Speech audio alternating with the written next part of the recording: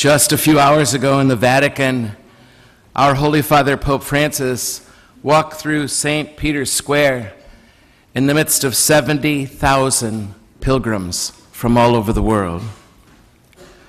Wrapped around his waist was the cord priests wear under their vestments for Mass. That cord is stained with the blood of a bishop who was gunned down in El Salvador by the government death squads while he was saying Mass. There in the midst of cheering crowds, thousands of them all the way from Latin America, he announced that Saint Oscar Romero would now join the litany of our saints. St. Paul, you know as well as I, never really met Jesus in the flesh. Paul never had a glass of wine with Jesus. He never shook hands with him. He never heard his voice teaching outside or witnessed his crucifixion. But St. Paul met him. After his death, he met him. Jesus was so real to Paul that though he did not meet him in the flesh, he was actually more real to Paul than he could have ever been in the flesh. Mark Zagel is from our community. Most all of you know him. He never shook hands with Oscar Romero. He never had a glass of wine with him or heard him preach on a hillside.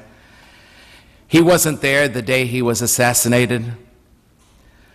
But Mark met him, truly met him, along the way, leading 4 different pilgrimages, service trips of our students over the years to El Salvador.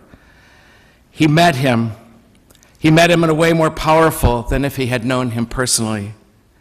He met him by walking in his steps all those times, by praying beside his casket, hearing the stories told by people who knew him, seeing his eyes in the eyes of the poor. He met him there. And so we asked Mark today to tell you on the feast of this man's canonization to our saints. We asked Mark to tell you of this man, this bishop. Please, Mark, tell us of this man you met along the way.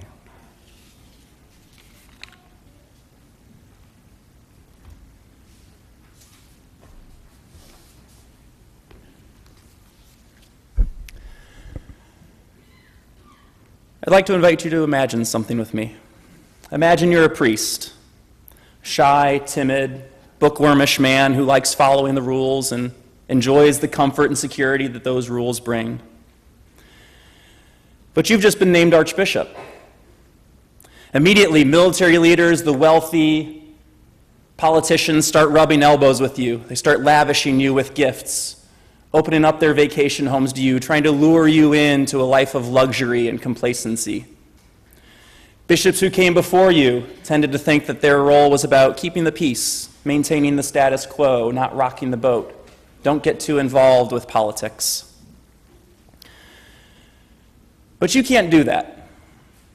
You spent enough time in the past few years alongside the poor peasant farmers who have suffered at the hands of this unjust system.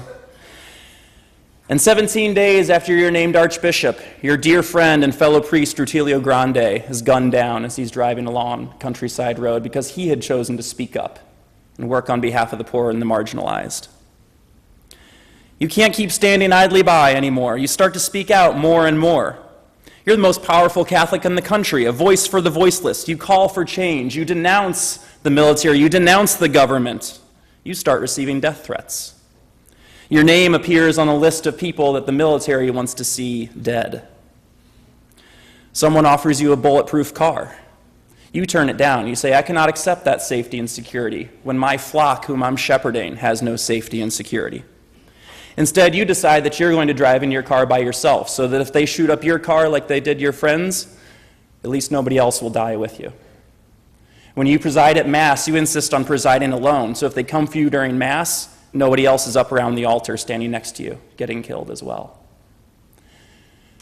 When you try to sleep at night, you're startled awake as fruit falls from the trees and crashes on the roof above you. You think, now my time has come. They've come for me in the middle of the night. You confess to your friends that you're terrified of death. But you don't let that stop you. You speak out more and more. To a packed cathedral every Sunday, you give a homily. And the streets all across the country are empty as people huddle around their radios listening to your homily. It doesn't matter that your homily is literally an hour long. People are hanging on every word, listening to your cries for peace and justice. One spring Sunday morning, you address the military specifically. You say to the soldiers, "You're killing your brothers and sisters.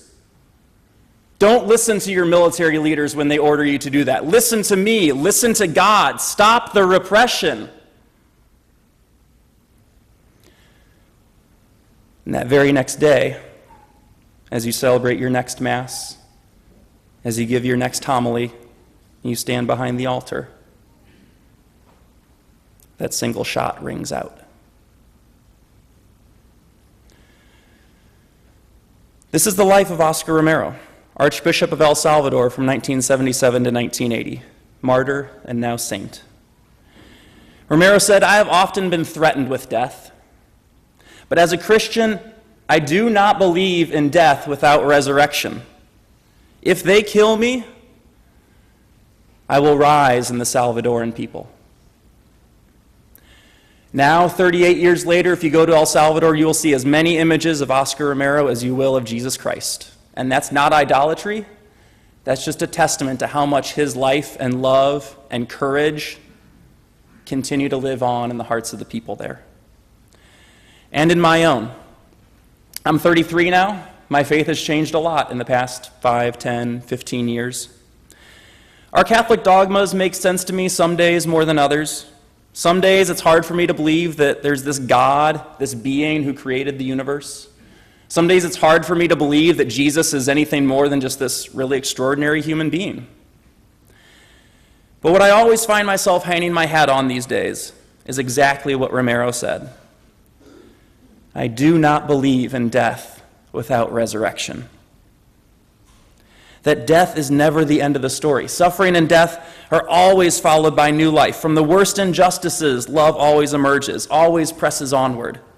I've come to see how usually the worst sufferings in my life often turn out to be the best things that ever happened to me. And it doesn't negate the suffering, but if I let it, that suffering takes me to a place of love and wisdom that I never could have gotten to without enduring that suffering. The witness of Oscar Romero's life, his faith, his courage to risk everything, is now at the heart of everything that I believe about how life works. And I've seen this to be so fully true in the lives of my friends in El Salvador as well.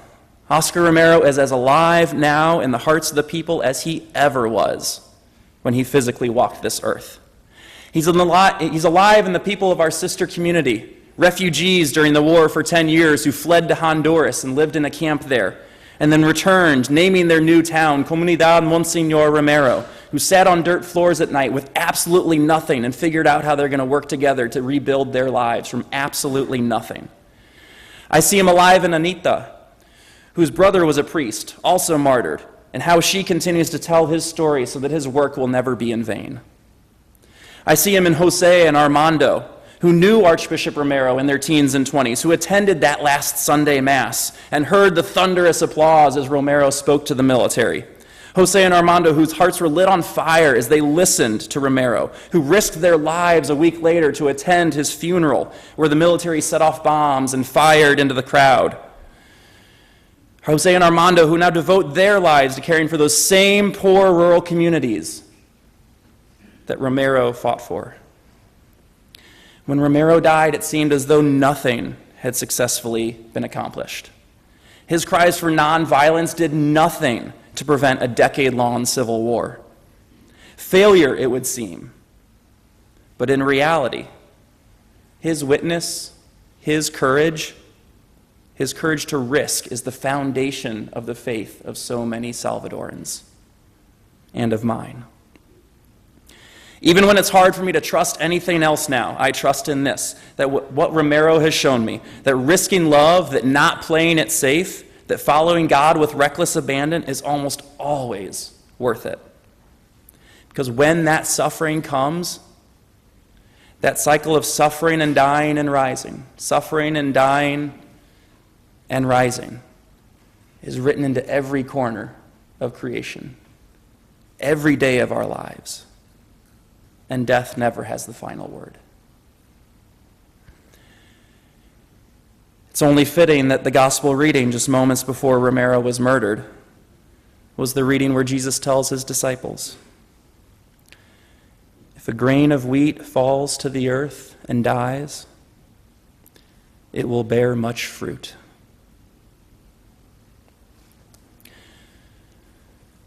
Two years ago, while in El Salvador, I wrote this in my journal. A cynical person could think, "Oh, you're just one person. It doesn't really matter." But everything we've experienced here in El Salvador is the result of many people who were just one person. Farabundo Martí, Rutilio Grande, Oscar Romero, José Gomez. Most of us will never be Romero, but we never know when we might be Rutilio Grande, his dear friend whose courage and whose death launched Romero down his own path of unimaginable courage. You never know when that resurrection will happen. You never know when you are link number 5 in a 1,000 link chain that never would have happened if you hadn't been link number 5. It's hard, it's often thankless to not see the end result. But one day we'll be on the other side of this life and see how all the links formed in chains we didn't even know we were a part of. Resurrection. And what a beautiful sight it will be.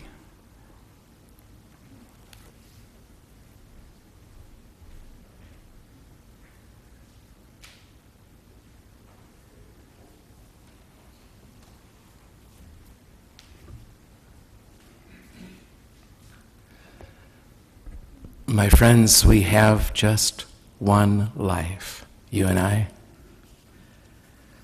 With this one life that is ours, we can choose to play it safe, or we can risk it all.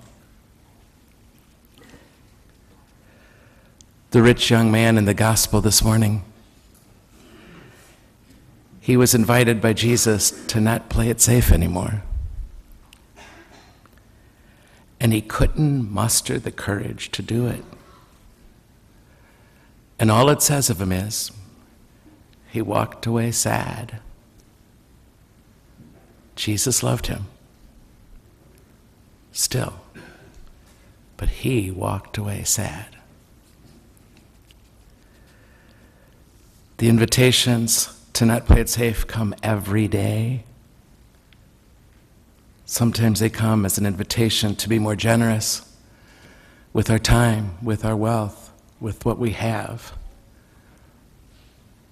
Will we respond to that invitation by playing it safe or being more generous? The invitation comes every day to speak out, like Oscar Romero did and his friends, to speak out, to say things that could cost us our popularity sometimes. Our connections, our hard-fought-for connections. In our homes, with our families even, with our spouses, will we speak out?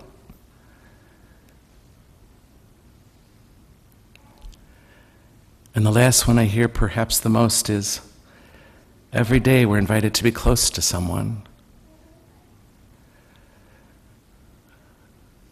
And if we get close to someone, we will suffer.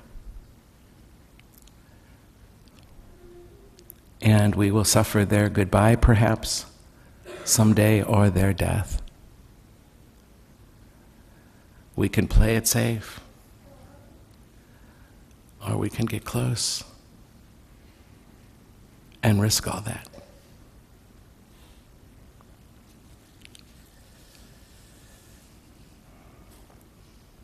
The young man in the gospel walked away sad.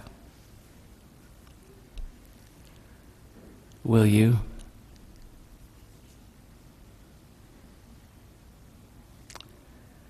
Saint Oscar Romero, pray for us.